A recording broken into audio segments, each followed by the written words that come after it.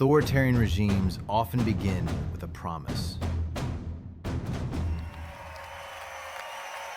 In 1959, the Cuban Revolution promised a break from corruption and foreign influence. Millions of Cubans believed they were witnessing the birth of a new era of freedom. But as Fidel Castro consolidated power, the dream of liberation gradually transformed into a rigid, one-party communist state. Rather than relying on a single wave of mass violence, the Cuban government built a system of long-term political repression designed to eliminate organized opposition and preserve the revolution for generations. Within the revolution, everything. Against the revolution, nothing. In practice, there was no middle ground.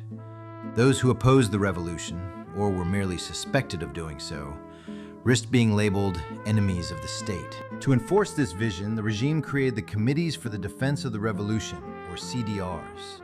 These neighborhood organizations organized blood drives, vaccination campaigns, disaster response, neighborhood improvement projects, and other community activities. Participation became an expected part of everyday life, blurring the line between neighbor and government. But the CDRs also became one of the government's most important systems of political surveillance.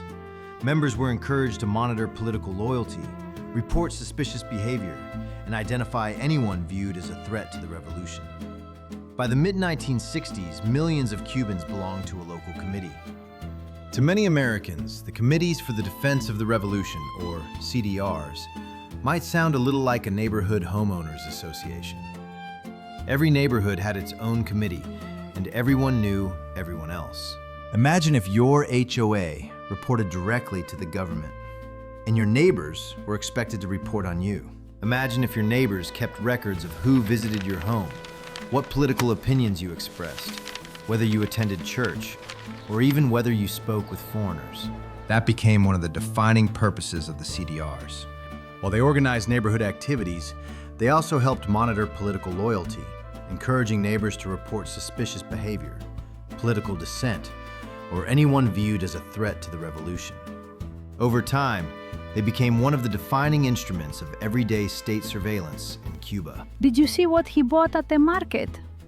Did you hear the radio station he was listening to? He was speaking to a foreigner yesterday.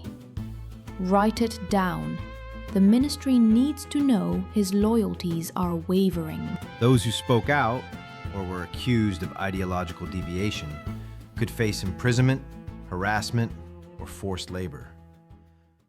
Between 1965 and 1968, thousands were sent to the UMAP, military units to aid production.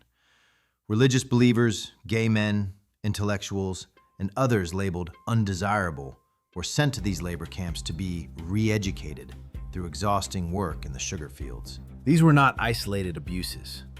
They formed part of a broader state campaign to imprison, persecute, intimidate, and silence civilians because of their political beliefs, religion, or identity.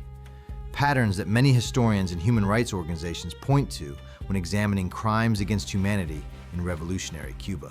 I am not a criminal. I only wrote a pamphlet. I only asked for the right to vote for someone else.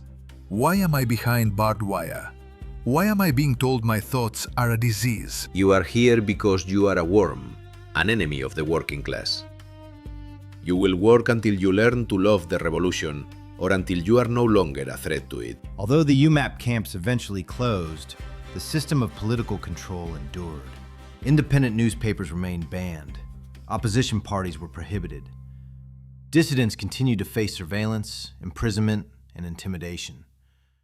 During the 2003 Black Spring, 75 journalists, librarians, and democracy activists were arrested and sentenced to lengthy prison terms for crimes against the state.